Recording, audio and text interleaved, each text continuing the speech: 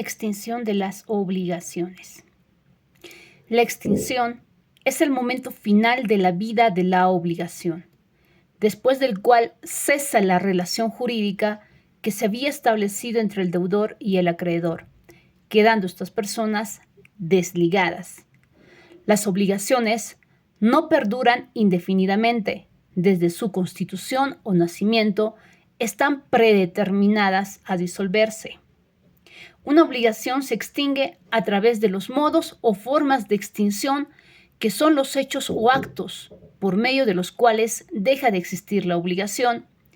En ese contexto, el Código Civil, en su artículo 351, establece los modos de extinción de las obligaciones, y entre ellas tenemos por su cumplimiento la novación, remisión o condonación, compensación, confusión, imposibilidad sobrevenida de cumplir la prestación, no imputable al deudor, prescripción y otras causas determinadas por la ley. El día de hoy vamos a tocar el tema referente a lo que es la remisión o condonación. La remisión o condonación de la deuda es el acto jurídico que consiste en el perdón o condonación del pago de la obligación, sea esta total o parcial, efectuado por el acreedor a favor de su deudor.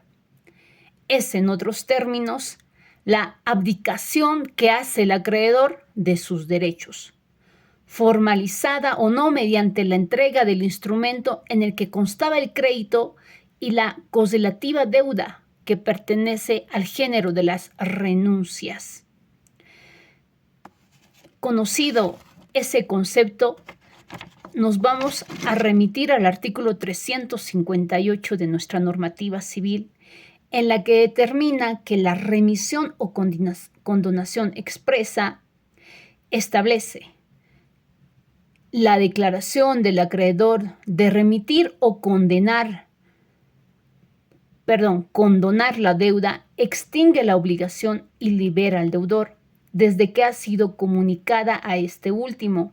Sin embargo, el deudor puede manifestar dentro de un término razonable que no quiere aprovecharse de ella.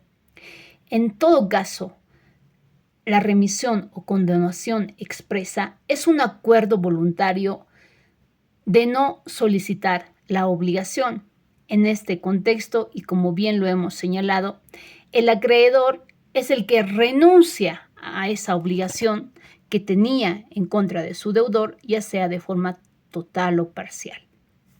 La remisión de la deuda es uno de los modos de extinguir las obligaciones que consiste específicamente en darle la gratuidad de esta obligación por un acto entre vivos, es decir, que se realiza entre el acreedor por su propio crédito, que conlleva la liberación de ese vínculo jurídico y que se haya constreñido el deudor y se renuncia a exigir esa obligación. En otras palabras simples, el acreedor, de manera libre y voluntaria, decide no cobrar la deuda y por lo tanto libera al deudor de esa obligación. El artículo 359 también establece que existe remisión o condonación tácita cuando la entrega voluntaria del documento privado original que el acreedor hace al deudor constituye prueba plena de liberación de este último. La que se hace a un deudor solidario también libera a los otros codeudores. Parágrafo 2. La entrega voluntaria del testimonio correspondiente al documento público hace presumir la liberación del deudor, salva prueba en contrario. En el caso de tratarse de documento privado, su entrega voluntaria por el acreedor al deudor hace plena prueba de liberación con la concurrencia de 4 condiciones. 1. Restitución hecha por el acreedor. 2. Debe ser hecha al deudor. 3. Debe ser hecha voluntariamente. Y 4. Debe ser el título privado o original. ¿Qué sucede en ese contexto? Nosotros sabemos que hacemos un testimonio de préstamo de dinero ante notario de fe pública. El testimonio original lo tiene siempre el acreedor. Pero si lo entrega de manera libre y voluntaria a favor de su deudor, tácitamente dice existe remisión o condonación, es decir, la liberación de aquella deuda porque le entrega este instrumento público. Entonces, entendemos que la remisión o condonación es una forma de extinguir las obligaciones porque el acreedor de manera libre y voluntaria lo está decidiendo así. El contexto legal en que se maneja la remisión o condonación, que no es otra cosa, y reiteramos, el acuerdo voluntario de no solicitar la obligación, deviene siempre de la voluntad manifiesta entre vivos. Indiscutiblemente, pues debe ser el acreedor quien debe liberarle de esa obligación a su deudor y por lo tanto ya no existe nada que pedir. Bien. Así de sencillo es la remisión o condonación. Vámonos a la figura de la prescripción. Entendemos la prescripción liberatoria. Debe entenderse no como una verdadera causa de extinción de las obligaciones, porque la virtualidad de la prescripción liberatoria consiste en la transformación de la obligación que caduca como obligación civil, pero continúa subsistiéndose como obligación natural a cargo del deudor. En rigor, extingue el derecho de ejercitar la acción legal para obtener el cumplimiento coactivo de la obligación, sea de forma natural o por su equivalencia. El resultado específicamente de una prescripción, si lo definimos como tal, es el modo de extinguir las acciones o derechos de contenido patrimonial por el transcurso del tiempo y, obviamente, por los requisitos señalados por la ley. Si nos vamos al contexto del artículo 1492 de nuestro Código Civil, este dice de manera clara y precisa: efecto extintivo de la prescripción. Los derechos se extinguen por la prescripción cuando su titular no los ejerce durante el tiempo que la ley establece. Nosotros sabemos que son 5 años. 2. Se exceptúan los derechos indisponibles a los que la ley señala en casos particulares. En el artículo 1492 se determina el efecto extintivo de la obligación por la prescripción sobre los derechos. A diferencia del tratamiento legal del Código Civil anterior, del Código Civil Santa Cruz, que establecía que la prescripción era para la acción, nomis iuris, utilizado en cuanto al precedente de un tiempo necesario para prescribir acciones. Muy diferente a lo que nosotros manejamos actualmente, que es el efecto extintivo de prescribir derechos específicamente. ¿Cómo justificamos jurídicamente la prescripción liberatoria? La prescripción liberatoria desempeña un papel de primer orden en el mantenimiento de la seguridad jurídica. El abandono prolongado de los derechos crea la incertidumbre, la inestabilidad y la falta de certeza en las relaciones entre los hombres. El transcurso del tiempo hace perder muchas veces la prueba de las excepciones que podría plantarse por el deudor. Es por ello que la prescripción liberatoria tiene una singular importancia porque además obliga a los titulares de los derechos a no ser negligentes por sus ejercicios, lo que permite poner claridad y precisión en las relaciones jurídicas.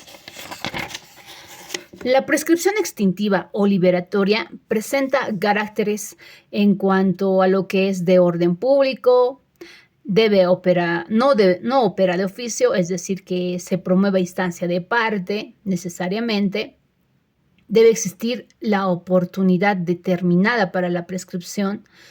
¿Por qué?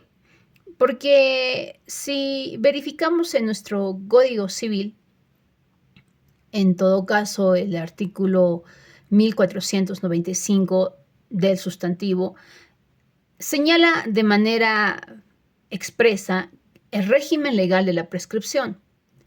Y dice, no se puede modificar el régimen legal de la prescripción ni prescindir de él bajo sanción de nulidad.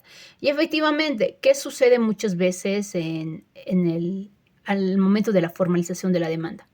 Sucede que dicen, si no se cobra el monto de dinero en el lapso de 2 años, ya no se va a volver a cobrar. Mentira. El régimen legal de la prescripción dice, por más que coloques esas cláusulas, tú tienes 5 años para promover la acción.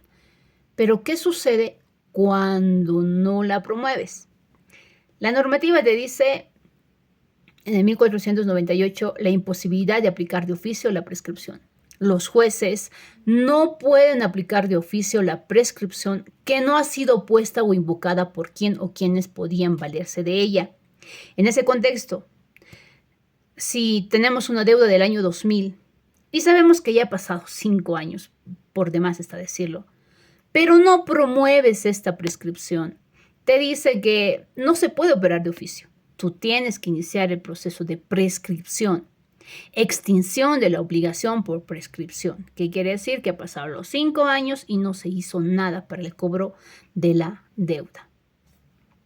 En todo caso, ¿quiénes pueden valerse de la prescripción? La prescripción puede oponerse o invocarse por los acreedores y cualquier otro interesado en ella cuando la parte a quien favorece no la hace valer o ha renunciado a ella. ¿Es independiente de la buena fe o mala fe del deudor? Efectivamente, porque la creencia deviene específicamente del acreedor para cobrar la deuda a su deudor.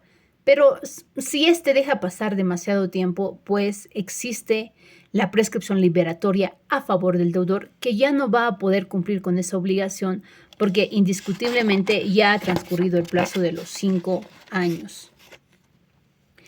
El término de la prescripción. Ya les había adelantado en anterior clase que existen diferentes tipos de prescripciones y entre ellas habíamos manifestado el artículo 1507, ¿verdad?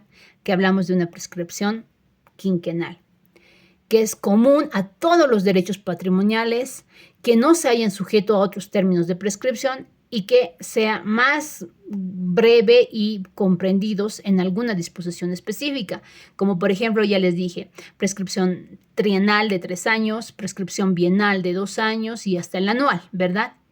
Del 1511, el 1509, el 1508.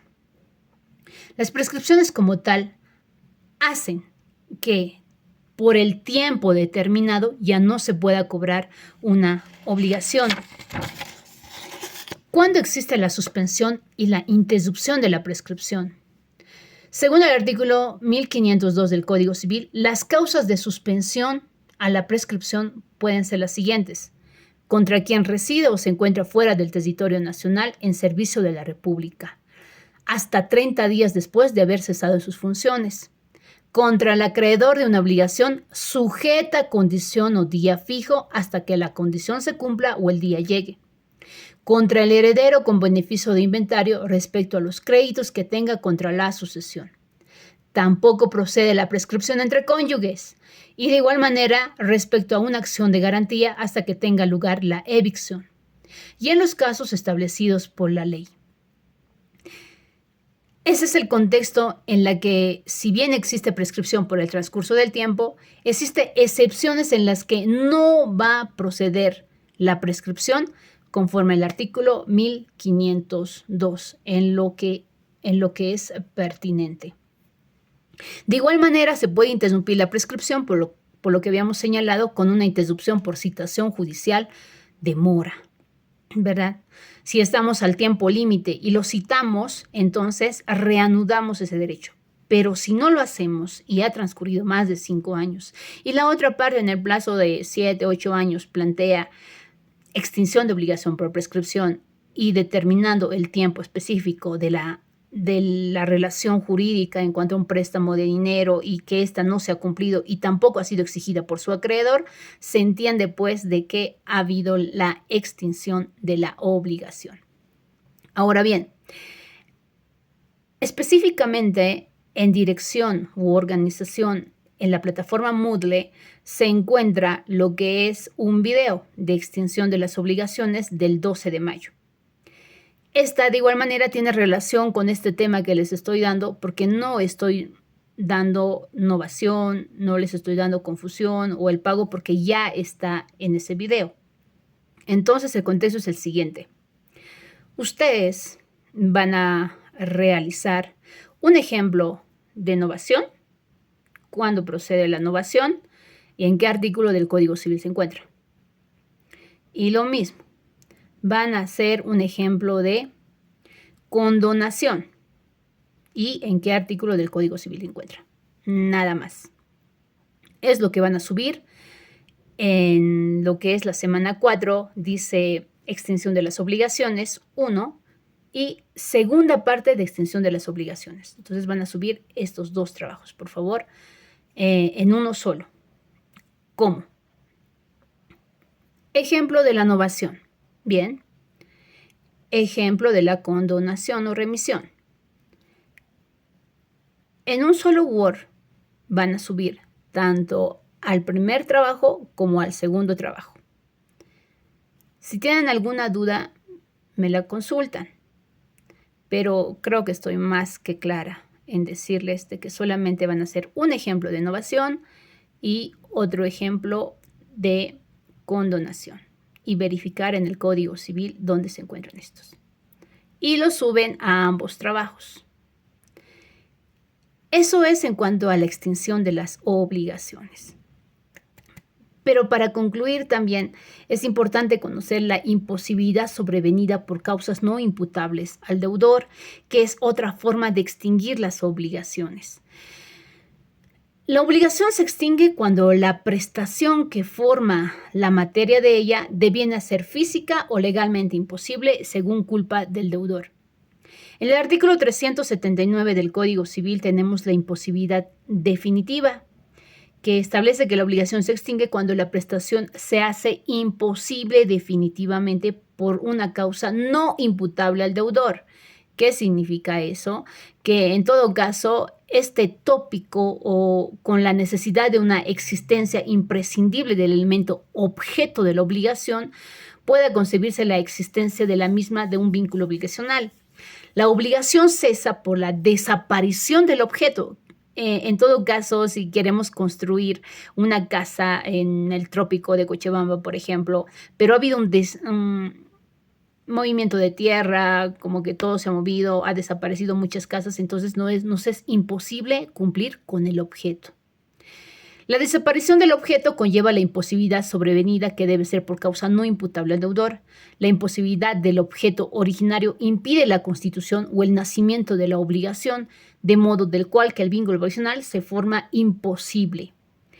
Y se entendería que sería una obligación jurídicamente inexistente, que ya no se podría. Porque si le digo, este es mi terreno y quiero que construyas, y tal terreno ya no existe por terremotos, abertura de la tierra, entonces le es imposible cumplir con aquello que se le ha encomendado. Y esta imposibilidad sobrevenida también es una forma de extinguir la obligación de la prestación debida, es decir, la construcción como tal. Bien, ¿cuáles pueden ser aquellos requisitos de la imposibilidad? Que el cumplimiento de la prestación debida resulte imposible, que esa imposibilidad sea definida y no transitoria, que la imposibilidad haya sobrevenido sin culpa del deudor, es decir, que él no tenía nada que ver, que el deudor no fuera responsable del caso fortuito de la fuerza mayor, o sea, actos de naturaleza misma, y que el deudor no se encuentre en mora. De igual manera, no podemos dejar de lado lo que es la transacción. ¿Qué es la transacción? En un sentido vulgar, la transacción es cualquier convenio, pacto entre las partes, que se emplea comúnmente con la palabra transacción bursátil, transacción mercantil. Empero, esta transacción, desde el punto de vista civil, es un convenio específico que define la finalidad que tiene y por los medios para alcanzar un fin, es decir, se persigue un derecho o una relación jurídica pendiente y ambos hacen sacrificios o concesiones recíprocas que las partes así han querido y entendido y que es pertinente concebirlas hacia la transacción con un intercambio de sacrificios y renunciamientos. Es como una conciliación, es como que gano y pierdo, porque no todo es ganar y ganar, sino ganar y perder, y lo mismo acontece en las transacciones porque es un cierre definitivo a los conflictos de intereses suscitados entre los particulares. ¿Son susceptibles de composición por medio de procesos judiciales? Sí. Dentro de la tramitación de una causa puede venir lo que es el acuerdo transaccional. ¿Pueden dar lugar a composiciones? Sí. ¿Puede hacer que exista algún tipo de variación de intereses? Sí. ¿Se puede modificar lo que puede hacer la deuda y pagos parciales? Sí. La transacción hace eso. Es una forma extrajudicial, instrumentalizado como un contrato de transacción que entra en el ámbito de la autonomía de la voluntad. Así, el artículo 945 del Código Civil nos dice que la transacción es un contrato por el cual, mediante concesiones recíprocas, se dirimen derechos de cualquier clase, ya para que se cumplan o reconozcan, ya para poner términos a litigios comenzados o por comenzar, siempre que no estén prohibidas por la ley. 2. Se sobreentiende que la transacción está restringida a la cosa u objeto material de ella, por generales que sean sus términos. En ese contexto, la transacción también deviene establecer una forma de extinguir las obligaciones principales, pues existe una modificación. Las partes deciden cambiar ese contrato primigenio y realizar otro muy distinto y con diferentes acepciones legales, lo que hace pues de que pueda modificarse y por lo tanto esa obligación principal se extingue y se transa por otro nuevo con el fin de dirimir cualquier conflicto que pudiera existir. Y de ahí deviene lo que son las extinciones de las obligaciones pertinentes a lo que es el derecho civil 3. Espero que les haya gustado este tema, que haya sido de mayor conocimiento para ustedes y que por favor no se olviden de ver el otro video del 12 de mayo que se subió en la semana 4 y se entiende que también va a ser parte de esta práctica. Y la práctica, ¿cómo va a ser? Va a ser realizada en Word cumpliendo con las normas APA.